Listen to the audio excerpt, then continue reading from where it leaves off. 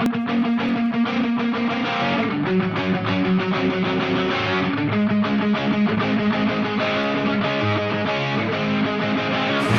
now it's time for the fastest growing sports show on the internet today, JD's Rockin' Sports.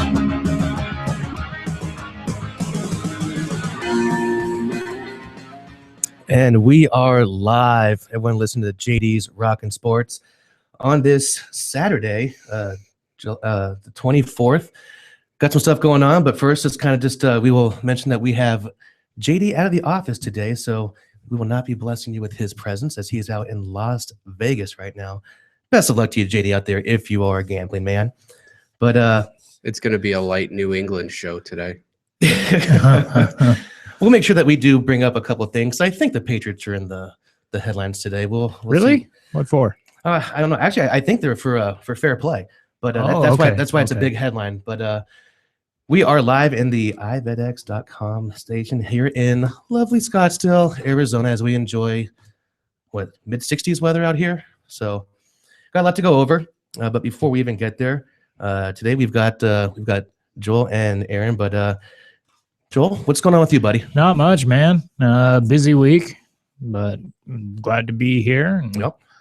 Anything going? How was the week for you, though? It was all right. It was busy. A lot of softball, working for I'm doing the umpiring gig, and just pretty busy. Because you guys just started back up again, right? Yeah, about 3 weeks ago. So making a little bit of playing and making a little bit of extra, and got another league that starts up tomorrow. So. Oh, so you're in full beast mode right now. Really, my only day off is Monday. Really? So, yeah. So they got you working the midnight oil. That's awesome. Haven't thrown anybody out yet, have you? No, not yet. Okay. I did a couple months before after I got started, fist fight broke out. There was almost a fist fight. I had to eject a few people. So a few people? Yeah. I think I probably had about 5 ejections. Now, is your league? Is there alcohol allowed on premise? Like, do you guys pay for that on one field? On one field, yeah, there is. So if you get tossed, like literally, then a person can go. They just have to leave the field, right? Yep. So they could technically go in the car and start pounding beers, watching. Yeah, it depends on the severity of why. Like the fist fight, those guys they had to leave the entire park. So yeah. I mean, are we talking a fist fight over like a ball and strike, or was it in softball? What brings a fist fight?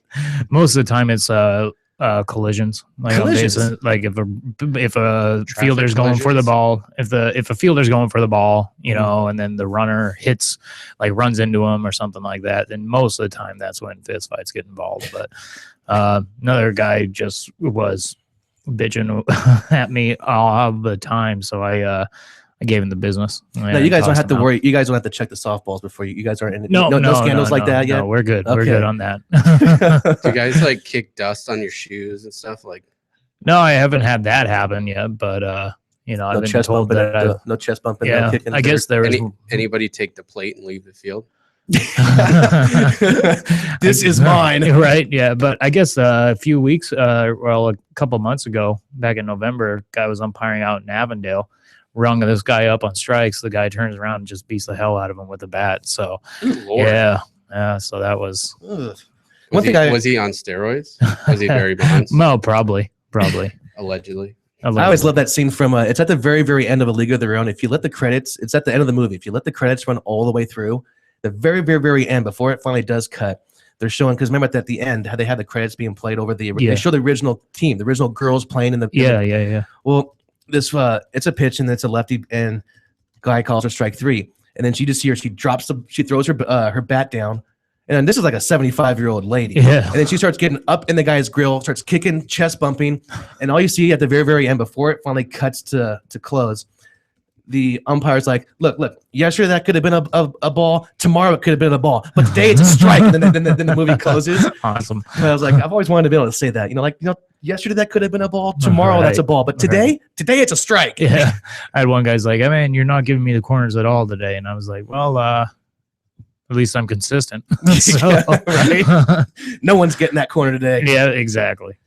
And with the man behind the curtain who's peeking at me right now, Aaron, what's going on over there, buddy? I know Joel is blocking our eye line. I know everyone's like, I can see camera 1, camera 2, camera 1. I can just kind of barely see you going there. What's going on over there, man? How you doing?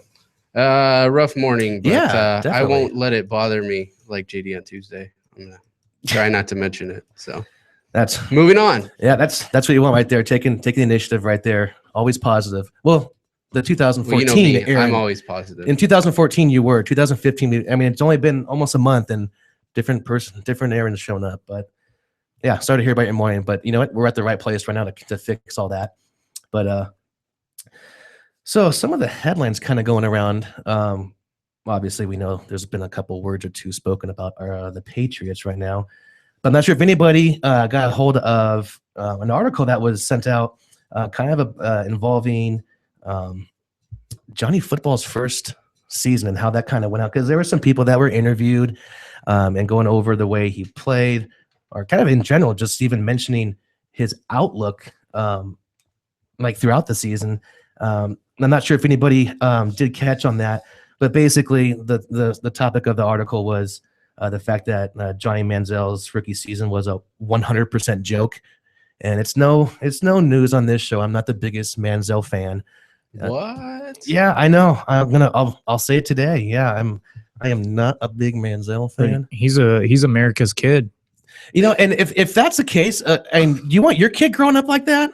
No. I mean, except in the fact that maybe he could buy his parents a house. I mean, I would love to be able to say thank you to my parents by, okay, I'll buy you a house. Right. But I don't think anyone wants their kid to turn out like Manziel. Good God. Yeah.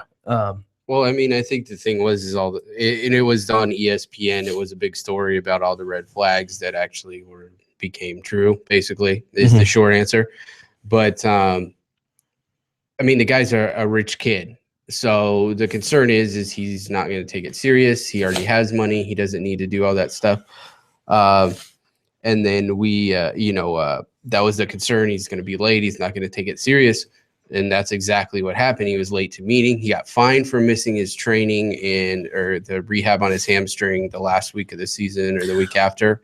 And the other thing that's concerned me in watching it is him and Josh Gordon, who Josh Gordon has a troubled past of his own, are like BFFs now. And they party together. They hang out together. So I don't think that's good for either one of them. Well, so, with that towards the very end of the season, there was even disputes over that whole issue about Gordon not even showing up, showing up late, and then Manziel not even showing up for his rehab, because everyone was talking about, they were at a party that Manziel threw at his house, and that's why they were all late, because they were up partying all night. Right. And then Manziel was like, "Oh no, we weren't, partying at my house. We were just out with some friends. Like they were out on the city with some friends, and." That's all it entailed. But how all of a sudden did this come about, being that it was a party at his house? Which, I mean, yeah, I'm not the biggest fan of him. I think you're talking semantics either way. Were you partying here or were you partying there? The problem is you're partying the day before you're going to start, and you're not prepared. And that was the other thing in this story is the guys would come in and he wouldn't know the plays. He wouldn't call them right. It kind of reminded me of Matt Leinart and Kurt Warner here. When they came in, they said, Leinart, you're the 10th overall pick. You're going to be our starter, right? So they put him out there, and he would come out and he would just be like, "Oh my God, what's going on? I don't know." And then he would be flustered. He wouldn't call the play right, and he wouldn't do all that stuff. Then Leinart got hurt, and Warner comes in, and Warner would be like, "All right, guys, this guy's going to be coming this. Watch this for the blitz. Do this. Here's the play. Blah blah blah blah blah. Go." And the guys were just ready to go. And that's why he had much better performance, because he put in that time to prepare.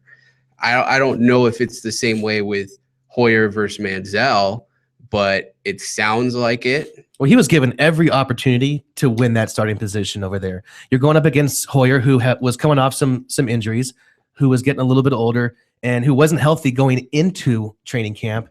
And he completely didn't even take the opportunity to capitalize on that. Now, one of the parts from the article, it was Fowler and McManaman. Yeah, something like that. Yeah. But here's part of the article that I can pronounce.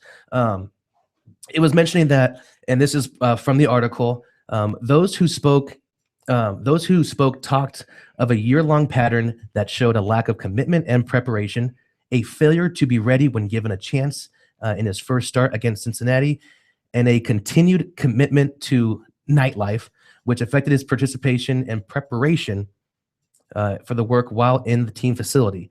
Now, that's what they were mentioning from people who they were talking to, interviewing about this. And as it said right here, now they didn't say which player said this, but it says, as one player put it, Manziel's 2014 season could be summed up in 3 words: 100% joke.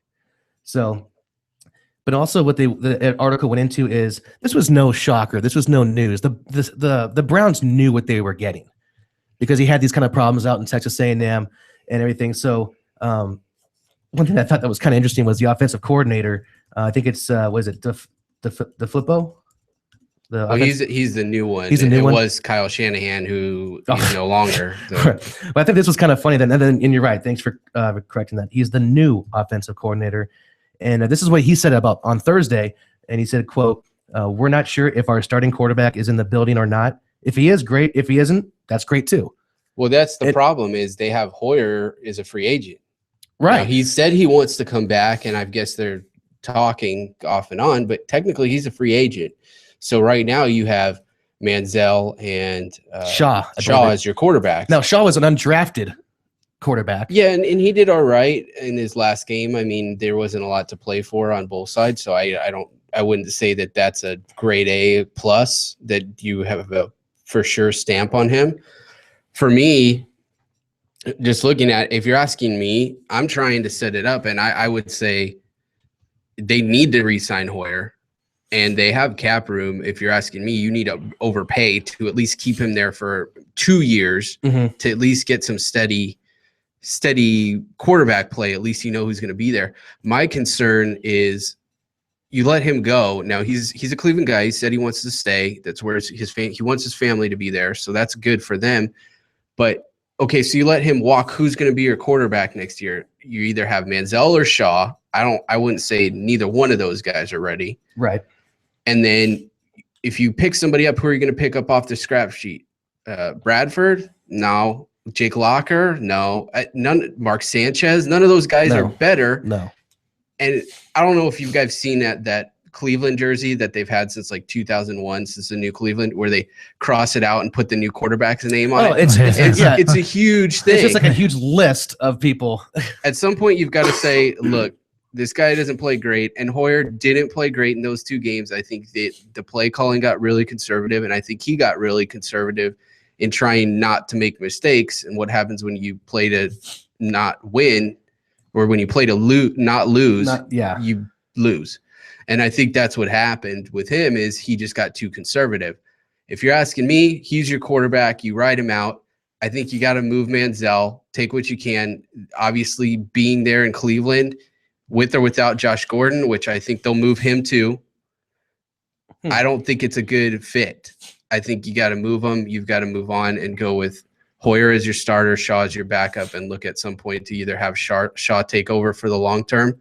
And Hoyer's still got probably 5 years left in his career. If he plays good enough for you, you can just say he's going to be our guy, and then maybe draft another guy or pick up another undrafted guy. Yeah, I mean, I don't like the guy, and if he wasn't as cocky and arrogant as he was, I would say, you know what, you just need to get your act together. But for me, this is great because I'm like, see, told you. I knew everyone was like, when they were, the fact that Cleveland was celebrating when they drafted him, I was like, this is all going to go to his head. He's not going to be able to do anything. And I was extremely happy with the nothing that he did in this season. Now, I mean, I'm a lover of sports. I hate wishing bad on athletes, but that he's done everything to deserve it. And I'll tell you one thing. If I even had 15 minutes to play in the majors, I would make sure that my shit was good. It was clean. Everything that was asked of me, I'd make sure it was on point. I wouldn't even give a chance for someone to say, you know what, we took a risk on you. You weren't worth it. But this is kind of what happens when you sign a young kid to a young rich kid. Yeah, exactly. Yeah. That has, a lot of hype behind him, and you throw him millions and millions of dollars his way. They become a cancer in the clubhouse. They, everyone's focused on their off-field antics. I mean, and that's any sport. I mean, you have baseball, you have with Manziel, obviously, and then you have like Puig when he first came up. Yeah. He was, everyone was focused on what he was doing in the offseason, like, driving 100 miles an hour through Florida or whatever. That. With his mom in the car. Yeah, with his mom in the car. And how some people thought he was a little bit, he was, his head got a little too big, and it becomes almost a little bit of a cancer, I wouldn't on the say, sport and in the clubhouse. I mean, it's just, it's just kind of, it's sad because it's like, this is kind of what happens. Well, I wouldn't say he was a cancer per se. I mean, I don't think he's going around saying Coach Penn is an idiot, he's a moron, blah, blah, blah, blah. I think he's just, he's not focused and he doesn't care. Yeah. I mean, but that comes in on, on just the entire, I mean, if people are talking about it through the clubhouse and through the media, then it's almost like it affects the entire clubhouse. It affects the entire team. It puts attention where it doesn't need exactly. to be. And exactly. I mean, for that guy, he's got to go to a place where there is nothing. He's got to go to a Buffalo. Yeah. He's got to go to Seattle. Not that they would need him, but he got to go, look, we're getting you as far away from Texas as we possibly can. Mm-hmm. And there is no nightlife here. So you cannot do anything to get in trouble. And that's the only way I think he's going to work. But don't you think it's sad that you have to kind of set those type of parameters for you to even consider employing this person? Yeah. So Denver. Anyway, that's Johnny, and you know what? You got what you got coming to you. Jeez. Yeah. I mean, like I said it. I'm not a fan of him, but I'm gonna enjoy this, and this is good reading for me. Anyone else wants to write on that, I'll keep on reading it. Another guy in the headline, Klay Thompson, absolutely blew up last night. Actually had a NBA record 37 points in the third quarter, where he was 9 for 9 from threes in that quarter, 13 overall. But when I was listening to it this morning on SportsCenter, one thing that kind of caught my eye is, he finished with 52, and it was probably one of the best displays of like the backyard shooting, but it wasn't like he was given free shots. The King, I don't know if you saw any of the highlights. The Kings were all up in his face and in his grill when he was making those shots. So it wasn't like he was just having free range. But what I thought was interesting is what Steve Kerr had mentioned because he was talking about when I was playing, he played with the Jordans, the Birds, the Magic when he was playing. This has never happened before in a single quarter, with 37 points in one quarter. Right. Even during the days when Jordan was tearing it up, or when you had people that were during that age when it was real basketball, when you could knock someone over driving to the hoop. And that's the reason why if you got like this, you'd catch an elbow. Yeah, probably. You're not going to see that anymore, So that's kind of the one thing there is you're not going to. There's not a lot of repercussions if you do sort of get out of line or not out of line, but go off like this. Back in the day, you saw, McHale or one of those guys Doherty, come in and give you a rough foul. Well, if you get a rough foul now, it's a flagrant one and you get thrown out. So right. It's a different game. I just thought it was. I mean, I don't know if you guys saw any of the highlights, but it was pretty impressive just watching him sit there and just destroy that quarter. And he didn't take a single minute off. He played the entire quarter, right? And just sat there and just balled it up. So, I mean, I thought that was pretty impressive. And again, just the kind of the fact that no one ever did that even during like the great days of Jordan, anybody like that. So. Yeah, props to him on that. So he definitely did a good job. Staying with the hard court, Kobe got a little boo-boo. Most likely going to miss the rest of the season. And it's funny, it was like Kobe's got a baseball injury, like a rotator cuff injury in basketball. Right. Well, what was crazy is he played the rest of that game with his left hand. So, and he did fine. But that goes to show you how bad the Lakers are, that he could do it. And now that everybody knows, obviously he wouldn't be able to do it again. But in that game, he did just fine. Yeah, and now the only thing that they're talking about is the Lakers are in last place. They're definitely not where they want to be. Personally, I think 12 wins. I was actually pretty impressed that they're already in double digits. So let's at least give them that. Yeah, I thought they were in dead last, and Minnesota's back there. I mean, Minnesota's a bad team. The one thing I like is everyone's like, oh well, the Cavs are going to regret that Wiggins trade. Well, it looks like they're doing just fine right now. With 7 wins for the freaking T-Wolves. Well, and they're mentioning this up, because obviously Kobe missing the rest of the season. I mean, really, he was the main reason people were going to the games because he's towards the end of his career. But I think that was their plan. We're going to overpay you because people will come out and see Kobe in his final tour, right? Before he hangs it up. Because we're not going to be good for the next 2 or 3 years. Well, that's what they're saying. Like, it came out in the beginning of the season where people were talking to Magic saying, if you're going to lose big so you can get that draft pick. Yeah. And so clearly, well, the problem is that they don't own the draft pick. No, they don't. It has to be a top 5 this year for them to keep it. Exactly. If they get 6, it goes to the Suns. Yeah, and no, that's exactly what they're talking about. If it gets to 6, it's going to go to the Suns. So, I mean, and that's the thing is if it's okay. So say they get a top 5 this year, they're still bad next year. I mean, they're not set up for a long-term success. The Suns get the pick no matter what, so they could lose 82 games next year, get the number one pick, and it's not theirs. Exactly. I mean, it's a great move for the Suns. They totally hosed them in the Nash trade. But and the thing with the Lakers is this is a running theme for me. Just because you're the Lakers doesn't mean people want to play there. This isn't the 80s. This isn't the 90s. This isn't the 70s. You don't have to be in a big market to make money. No. You can be anywhere. Yeah. So you don't have to be in New York. You don't have to be in LA. You don't have to be in Chicago, and you can do just fine. And look at Golden State. Well, yeah, exactly. I mean, if you were going to sit there and open up a team and open up the map and say where you want to play, if most people are picking California, they're going to want to be in Southern California. Well, but if you have the pick, you're probably going to take the Clippers over the Lakers at this point. At this point, yes. Chance to win. At this point, yes. And the fact that Golden State is just continuing to cruise, I mean, it kind of does support what you're mentioning. You don't have to be in that big market scheme, to be able to play and to be competitive. Well, and if you ask, their agent's going to tell you not to play in LA anyway or California because the taxes are too high. Because you get taxed. Here's a fun fact. You get the way your pay gets broken down is you get taxed on where you play your games. So you'd have 41 games a year plus your preseason games if you get paid for those.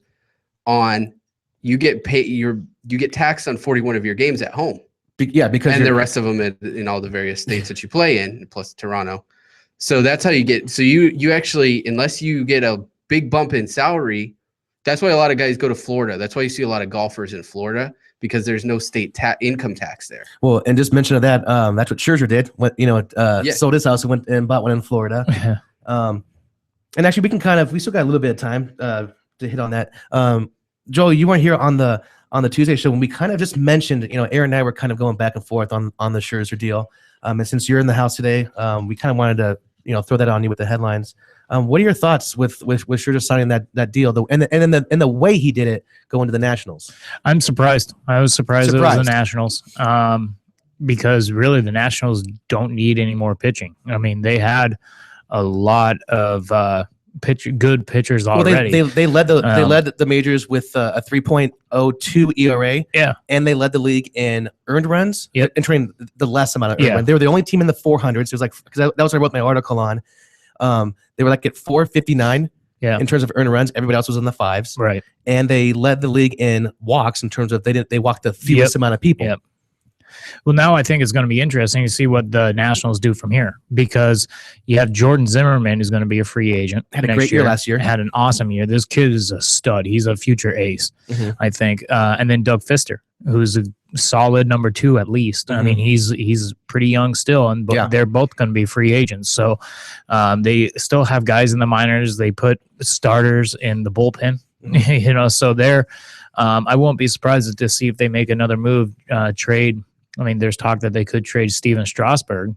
You mentioned that. I thought they were going to trade Zimmerman. His name is up there. Yeah, but Zimmerman wants out. Zimmerman wants out in Washington for whatever reason. Try to become an ace at some team. Yeah, because he's mad because the Nationals aren't throwing him money at him, kind of trying to get him for below $1. So he wants out. So they could be trading him or Strasburg from what I'm reading. So, and both of them would bring a pretty good haul. The thing with let me ask you a question. Sure. Shields is still available, right? Yep. Because I've heard a lot of him going to Detroit now with that haul. Do you think that's logical, or you think I wouldn't be surprised to see him go back to the Royals just if they could come up with a fairly competitive offer. Right. I just don't know if they can. The thing with Shields is that he wants a pretty large deal. I mean, he wants at least 5 years. However, he's 32 now, 33. He's 33 years old. You're not going to get a 5-year deal if you're 33 because that's going to take you to 38 and you're going to be on the decline at that point. So there's been a lot of teams that are falling out. The Diamondbacks were in rumors to try to lock him up. And then Dave Stewart came out and said, nope, we're no longer pursuing James Shields. So and Houston was in it, but they decided to pull out. I mean, his asking price now is going to start going down because spring training is coming up. I mean, we're less than a month away until pitchers and catchers report. So I won't be surprised to see him go next week. And I won't be surprised if it's a mystery team. It could be Detroit. It very well could. I mean, they still got a little bit of money that they could throw at him. There's probably going to be some clubs. I mean, the Cardinals could sneak in there. The Padres could sneak in there. There's a lot of solid options. And I think really it's going to be very sneaky as far as what trade or where he signs. Kind of like with Scherzer signing with the Nationals. I mean, no one thought that the Nationals would go for him. Well, as we were talking, you were thinking that your Cards were going to be in first line for them. So I mean, and again, that's with baseball too. And in any team, when free agents go, who they're going to sign with, and usually 9 times out of 10 we're surprised. Yeah, but no more than now. People over there in Washington, you got to be hoping now that everyone now stays healthy, because you don't spend that kind of money to have pitchers sitting on the bench. Well, now the Nationals are probably the most complete team in baseball. Yeah, they still need a closer. They still do need a closer, but there's still some really good closers out there in the market. So they're they could stand pat the way it is right now and still probably make the World Series, just with their starting pitching that they have. Depending on what they do, and I mean, obviously, if they trade Zimmerman or Strasburg or something, then those are tools. Those are attractive tools to deal with trading. Absolutely. So it's really going to be interesting. The thing with Scherzer's deal, though, is he's getting, after his contract is over, he's getting $14 million for 15 years. So, where do I sign up? I'll do that. Right. Yeah. With income tax free, because of where he lives. Washington, D.C. doesn't have income tax. So, I mean, it's Scherzer got his money. Yeah. Scherzer's got his money. He's got pretty much his life set out. I mean, shoot, I'd like to be sitting at home doing nothing and making $14 million. Just tell me what to sign. Yeah, exactly. Yeah. Well, with one of the last headlines that we kind of just wanted to touch base on, Aaron, NHL hockey game, All-Stars. Yeah, the All-Star game is tomorrow. The skills competition, which is the best part, is tonight. So looking forward to that. What time is that on? Usually it's about 4 or 5. They have the young stars game early, or the rookies game. So that's always a little earlier. And then they'll have the skills, which are usually cool. So I always watch. I used to love that. Yeah. I think I mentioned it the last time that we talked about those. I used to love the hard slap shot competition. It's the best thing in the sports world, and I mean it's a skills contest. The NBA is cool too, but it's gotten kind of watered down with some of the stuff. The dunk contest is kind of not as good because we've kind of seen it all at this point. Unless you're jumping from half court. I mean, I think everything has been done. And then, but I still will watch for the 3-point competition because I love the 3-point contest always. But beyond that, I mean the point guard one where they run and bounce pass and do all that kind of stuff. That's okay. But they always do a WNBA thing to try and do that. The shooting stars, and who cares? But the NHL one's the best. But none of the All-Star games are good, which goes to my theory in the Pro Bowl tomorrow. Just make it a fun skills contest. I want to see the quarterback contest running those things. I want to see kickers kicking into something the size of a crate or something. I want to see some cool stuff like that. Well, we might do a little section for you can write your articles on your little theories and stuff like that and get that out there. Don't you think that would be cool if you had? Well, I think it would be definitely cool if okay, go ahead and kick me a 50-yard field goal, but don't put it through the uprights. Put it in that trash can that's over there, like a little dude perfect thing. Well, a lot of the teams their quarterbacks already do that. They have that. The quarterback club, the trash can contest in practice where you try and throw in a trash can. I mean, I'm sure kickers could do it too. Would you need your ball? Would that help you if the ball was deflated on that? I don't know. That would be definitely something that we will be touching on a little bit later in the show. Are we about ready for our first break here? We'll go ahead and take a timeout. We'll come back in just a second, and we'll pick up right where we left off. And help employ local veterans. The Vetraplex Handyman Construction and Landscape business is the opportunity you've been waiting for. The Vetraplex is your gateway to an affordable startup business with 0% financing for qualifying owners. By owning a Vetraplex franchise, you will be hiring veterans, providing them both income and opportunity, while at the same time providing your customers a way to say, thank you for your service to our nation's veterans. For more information, visit vetraplex.org.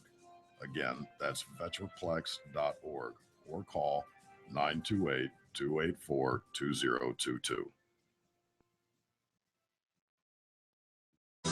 Breaker, breaker, 1-9. How about that bandit? You got them ears on, son? Have you ever wanted to be a truck driver? If so, pay attention. If not, pay attention anyway. Southwest Truck Driver Training offers everything you need to get started. You can get hired before you begin training. They've got GI Bill approved training facilities, day, night, or weekend programs to fit your busy schedule. And if you have any questions, no sweat. They've got veteran supportive campuses with veterans on staff to serve you. And on top of that, they have lifetime job placement assistance. Put the pedal to the metal. Call Southwest Truck Driver Training today.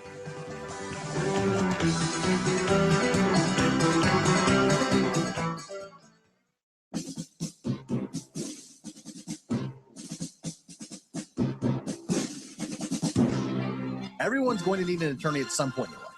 I'm no different. Hey everyone, it's James from Vets On. Whether it was my last will and testament before deployment or my ongoing custody battle for my children during my divorce, I needed help, so I lawyered up. If you need help, I urge you to contact Capstrom Law Firm. Capstrom Law Firm in Springfield, Missouri services clients throughout the state in criminal law, personal injury, and family law. With over 13 years practicing law, Tom Capstrom understands both law and court procedures and how stressful they can be. Let Tom Capstrom Law Firm and his dedicated staff take the stress and worry out of a difficult situation by calling him today. We feel so strong about the work that Tom and his staff are doing that he'll be a monthly guest on the show. Tom is a veteran and a listener, for God's sake, so you know the guy is solid and will fight for you. Give Tom a call today by calling 417-864-0552 or email Tom at capstromlaw.com. And don't forget to tell him that Vets On sent you. The choice of a lawyer is an important decision and should not be based solely upon advertising.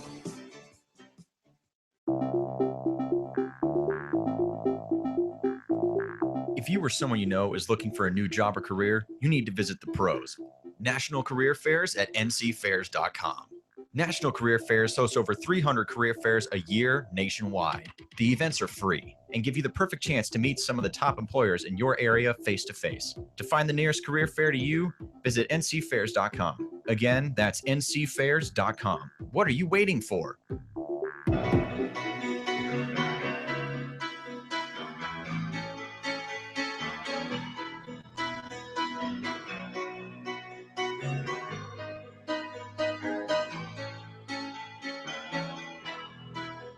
Just a small town girl living in a lonely world.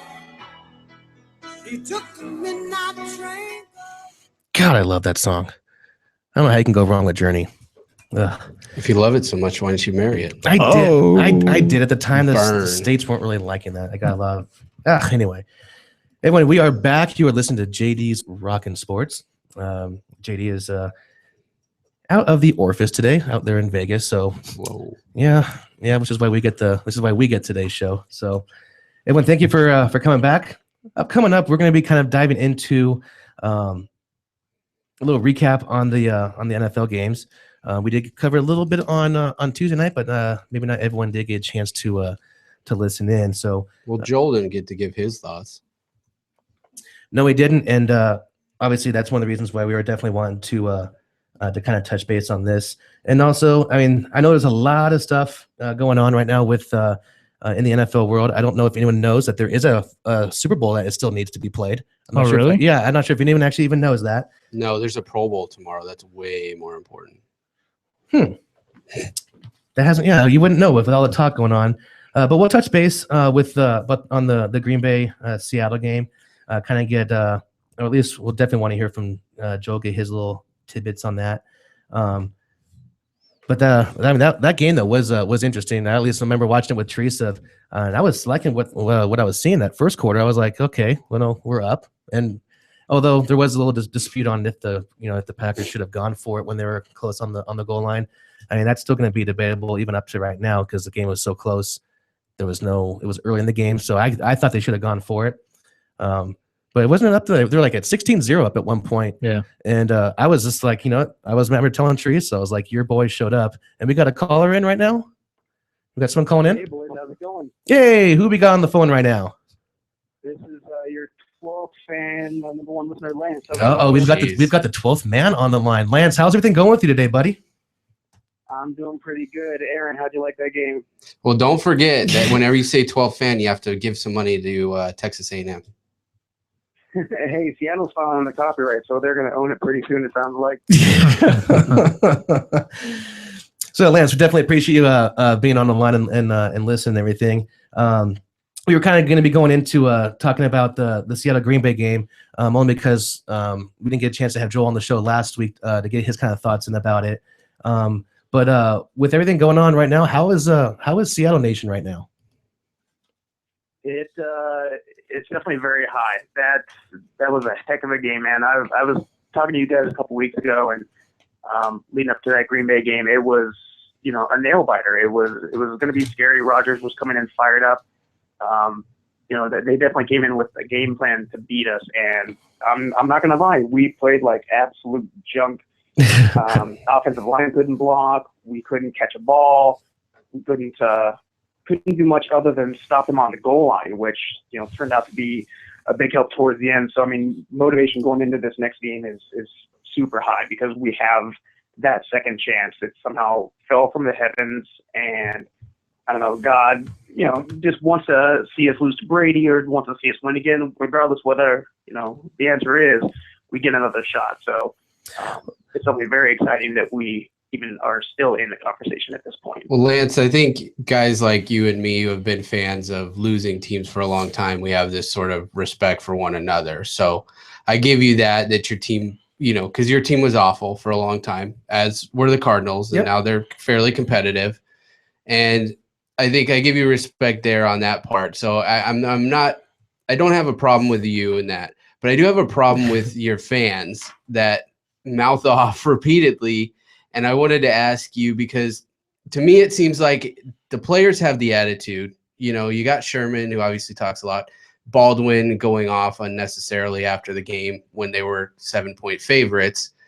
Do you think that that's why the fans are so loud, or what's the deal with the fans? Why are they so just boisterous, I guess I would say? Well, I'll preface that a little bit by saying, to a certain extent, every fan base has some unruly parts of it when the winning starts. That's going to be the key. Is when Seattle was a 7-9 team and not making the playoffs, when we were losing to the Cardinals, when we were losing to the 49ers, you really didn't hear a whole lot of the nasty Seattle fans. You heard that there was a lot of support, maybe, but a lot of the negative stuff really wasn't there. It started to rear its face, unfortunately, when the winning started, and that happens with almost every fan base. You talked about Miami Heat fans. No one ever heard of them until they started winning. Patriots fans, no one ever heard of them in the 90s when they weren't doing all that great. But then when they had 15 years of excellence, that's when a lot of people started to hate on them. So I think that's where it gets itself put in the spotlight. But absolutely, I think you hit on something really good with when you have the exciting or the front-running personalities like a Sherman, like a Baldwin, who do have these sort of flare-ups, if you will, and they get a lot of media attention. I don't know if they really truly believe some of that stuff, that that the wide receiving core doesn't get respect. I don't know if Baldwin really thinks that Deion Sanders was hating on him that much when they called him pedestrian, but they somehow take some of that and they put it into energy and fire, and then it blows up in front of the media.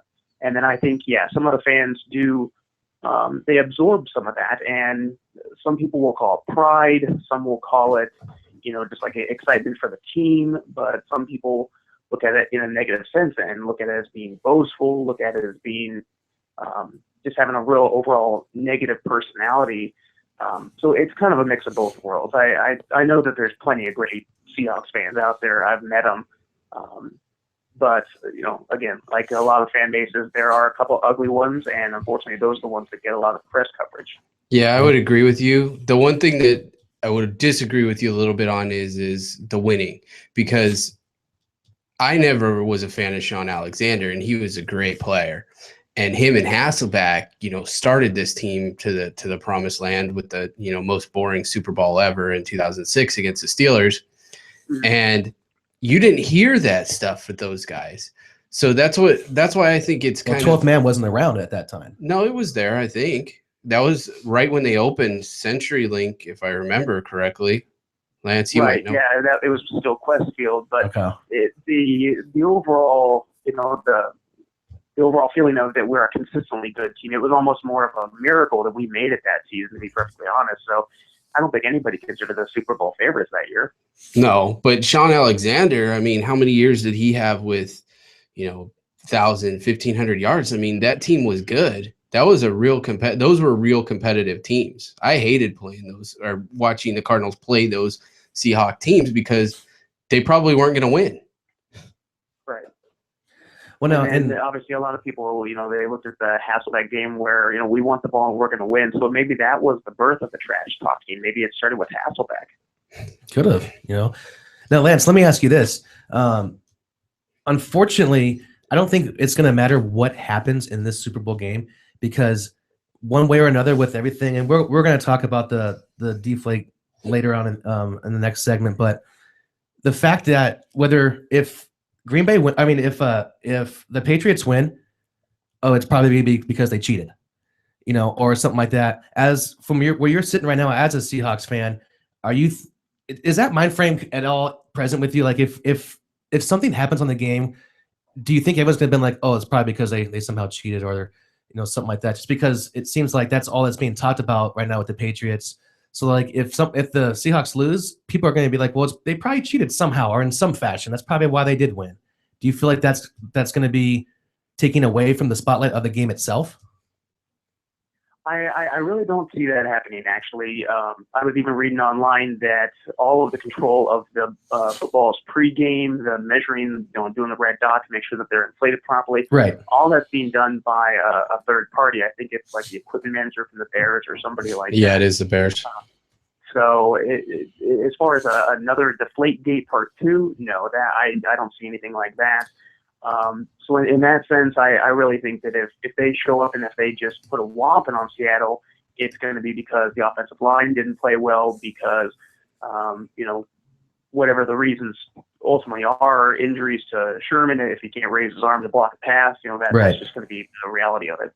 Yeah, that was my concern too. Is injuries. Sherman, I think, will be okay, but who else? One of your other secondary guys was injured. Was it?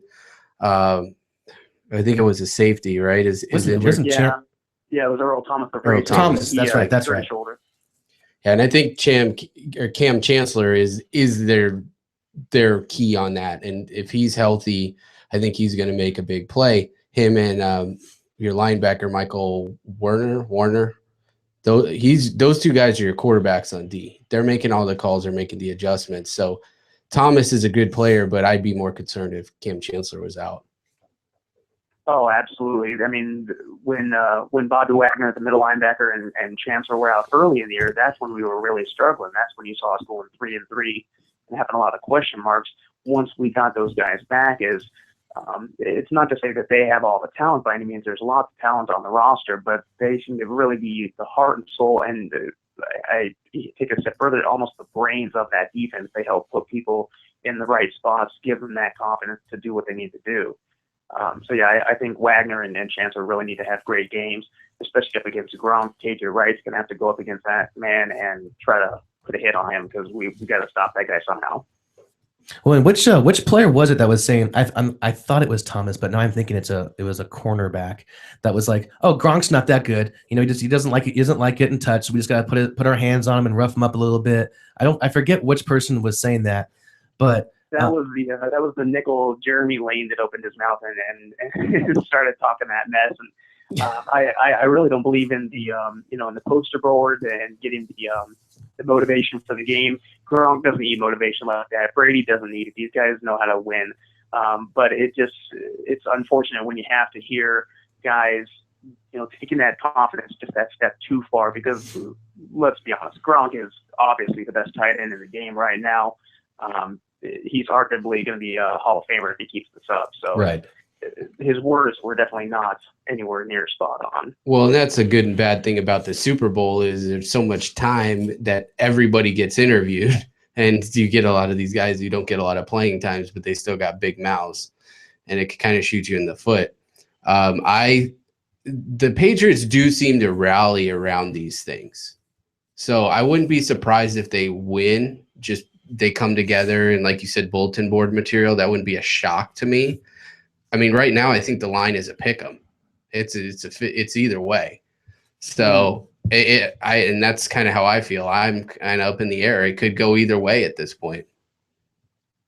Absolutely, yeah. The line when it first when the Patriots game finally ended, I think the line in Vegas was somewhere around like it was like 3 for the Patriots. Down and down ever since. Oh, sorry.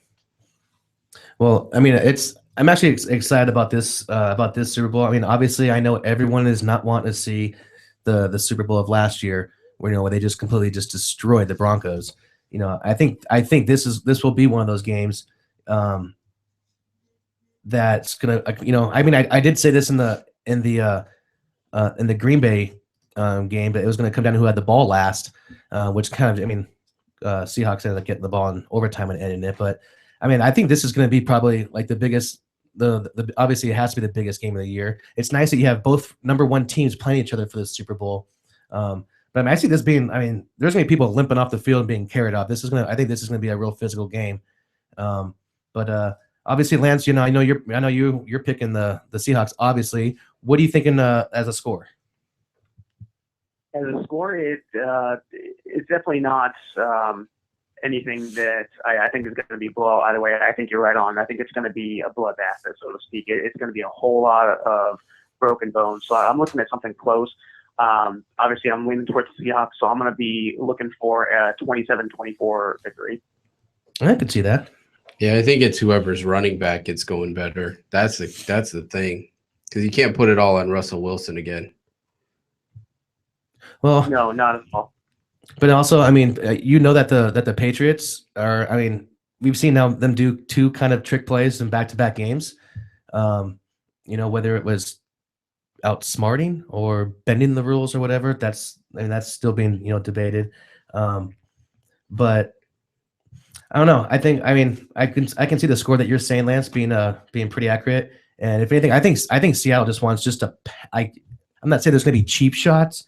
But with all the talk that's been going on about the Patriots cheating to get where they've been, I just think that Seattle's got so much motivation just to go out there and just clean the clock with them. But that's why I think it's going to be. People are going to be bleeding. People are going to be bandaged up. So, yeah. But now, Lance, we're going to kind of touch on a little more subjects. Do you need to bounce, or can you hang out with us? No, I can spend a few more minutes with the boys. Okay. Well, one thing that I wanted to talk about is everyone saw that trick play with Nate Soldier on that catch. Now they're saying now that touchdown should not have actually counted. And what they were saying is, now I got this off of ESPN, but they were talking about basically the player being ineligible and eligible linemen. And what they're stating is that, and here's actually, oh no, I'm sorry, this was from CBS Sports. And Jim Miller was the one who wrote this article. And basically what he's saying is that, now, Lance, do you remember that play where Nate Soldier had like that 17-yard or 14-yard reception? Oh, yeah. I love when the Hog Molly score touchdowns. Well, here's kind of what they're mentioning is saying the play before. Now, I'm reading this from the article again by Jim Miller of CBS Sports. He was saying that the play before the Nate Soldier touchdown, number 71, which was Cameron Fleming, declared himself as an ineligible receiver. The next play, he stays in the game, which is now where the rule is going to be stressed and probably broken. He had become an ineligible receiver. He had to leave the game before he could come back in. So he didn't leave the game and actually was in on the next play. So number 77, Soldier, became eligible, which automatically made number 1 ineligible. So he goes further on to stating that they play the game, move on, and it was a touchdown. So the officials, under the understanding of that rule, would have been to read the rules this way, that the player who caught the ball, Soldier, was ineligible because he did not leave the game, did not leave the play before he came back in. Now, as the officials, you need to be obviously keeping track of the plays, the holdings, the clippings, and all that stuff. But formation, people are saying that because how many times you see people get flags, illegal formation, someone lined up in the backfield. I mean, hell, sometimes with there being 12 players on the field. How did the officials completely miss this and just let it go? So that's what they're talking again. Is it that the Patriots cheated on that play, or was the officials taking a break on that particular call? Because now, again, when you beat the team by as much as the Patriots did, one touchdown does not make the game. But here it is again after Spygate. We're talking another thing in the Deflategate that touchdown should not have counted, and the officials missed it. Well, I think you got two things there, Brent. One, you have part-time officials. Well, let me back it up. First thing is the game's too legislated. There's too many rules. You need to make it a little more simplified. And I know we had the argument a couple weeks ago on how many players you have to have on the line. And what I'm talking about is your tackle box, basically 2 tackles, 2 guards, center. That's the formation. Yes. And you have to have 7 players on the line. There's no rule on who can be on the line and where. So you need to tighten up that rule. That's one rule you have to tighten up as far as ineligible and eligible. But the other problem, but again, there's too many rules, and they're contradicting in a lot of ways. If you actually read them, they're written like laws because most of the guys that create them are lawyers. But the other problem you have is you have most officials, well, all officials are part-time. I mean, a lot of these guys have other jobs when it's not the football season, and they get paid well, and they do a pretty good job, as we saw with the replacement of refs, a couple years ago. Mm-hmm. But you really need to have some of these guys, whether it's a group of guys who are just referees, and then the rest of the guys, the line judge, the field judge, all those guys are part-time or whatever, so that you have guys that can sit there, study the rule book all year long, be 100% knowledgeable, and they're not going to get everything right. That's human error, but it's going to be better. And then you can still have them come in and put in their input like, hey, when I'm reffing a game, I know you guys want this rule, but it's not physically possible for me to see X, because there's a lot of things that you can say is a great rule, but it's just not physically possible. Well, then, I mean, if you're switching out like that, in and out, I mean, at some point the guy's probably going to get confused. He's never seen it before. It's never been done. It's difficult to remember. Did that guy check in last play, or was it this play? I don't know. Well, you know what? You're the official. You got to be able to keep track of that. Now, I mean, Lance, this is what I was kind of mentioning. Do you see that the Patriots, or do you feel that there's going to be like a play like this that's going to come up at a crucial part, being like, whether it's an ineligible lineman or if someone didn't come on? I mean, do you think we'll be seeing these, or do you think there'll be a play or 2 or 3 that we're going to be talking about after the Super Bowl is over on how the rules were possibly bent, maybe not snapped, but bent? I mean, do you see those coming up and like being do you feel this being like a drama-filled game at all with these type of calls or these type of things? Oh, it's definitely a big possibility. I mean, tell me a great game in the past few years that didn't have at least one controversial call, whether it's a drop pass or a top pass or a penalty here or there. So yeah, it's definitely going to come down to at least a few key plays that they're going to pick apart on SportsCenter for a week and a half, 2 weeks.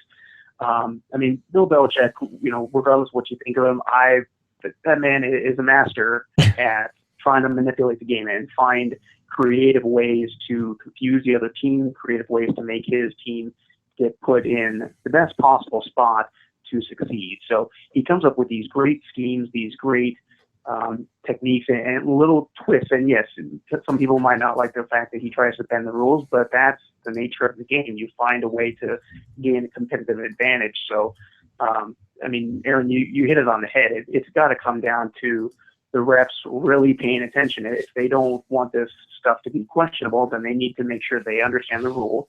They need to make sure that they communicate with each other with those new headphone and walkie-talkie systems that they got this year, and they need to keep track of everything that is going to happen on the field.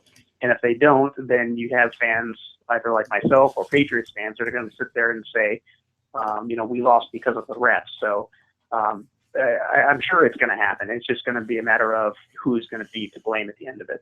Mm-hmm. Well, and I would agree with you that if I was an official, the big one that I would say is the the over the middle call where, intent to injure kind of deal with that.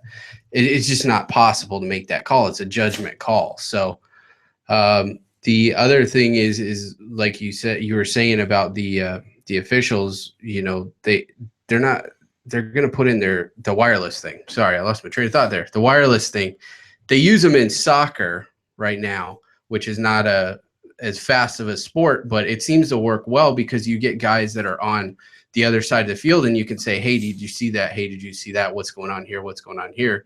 And you don't need to have these huddles every 5 minutes where you guys kind of look incompetent. Yeah. Well, so obviously Lance is picking up his birds on this one, obviously. Joel, your thoughts on the game are, do you think all of this is just more drama that needs to be brought up, or what are your thoughts on this game? What are you seeing being the key aspect here? Well, I think it's Patriots D is pretty good. I think it will be a low scoring game. You're going low scoring? Yeah, I'm going low scoring. I think it'll be a low scoring game, and I think the Patriots are so pissed off at this Deflategate that they're going to come out extra motivated. I'm taking the Patriots by a hair, really. So we're talking 21-20 type game. Mm-hmm. In regards to the ref, it's really the refs. It's really sad the way these playoffs have shaken out. Almost every round we've had an issue with the refs. Dallas versus Detroit, that catch, the first week, that pass interference, pass interference play where they called pass interference, then all of a sudden picked up the flag. Then the Des Bryant catch the next round. And then now the championship game in the AFC with the ineligible receivers. So we're, I think it's pretty sad how we are focusing on the refs rather than the game. The game. Exactly. So, but I could be wrong. Seahawks could repeat. Me personally, I don't want to see that, being a Niners fan, but it's that's the team in our division. We don't exactly want, exactly. And so I'm going Patriots. Hopefully the refs, may do a clean game, because that's the one thing I do not want to hear about in the Super Bowl. Yeah, is the refs mess this up, they mess that up. It would be sad in that way. So the refs really need to tighten up their act here in this one. Yeah, it's almost kind of like the refs. They got to get their game together just as much as the 24 that are on the field. Exactly, exactly. But I wholeheartily believe that maybe the Seahawks made a deal with the devil, because there's no way they come back from that game.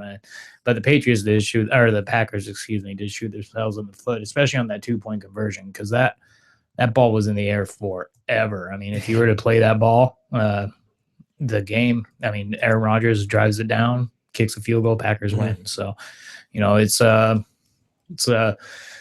was a great game. Yeah. Well, we do need to come up on our next break. We've got an hour already in the books. Lance, we do appreciate you being with us and kind of chalking it up with us here. We'll go ahead and let you go, though, but we definitely appreciate you your continuing listening and following us. So thank you very much for your time, buddy. Absolutely, guys. Thank you so much for taking my call. Have a great one. All right. Well, we're going to go ahead and take a time out. We're going to come back, and we're going to kind of touch on this little issue that the Patriots have right now.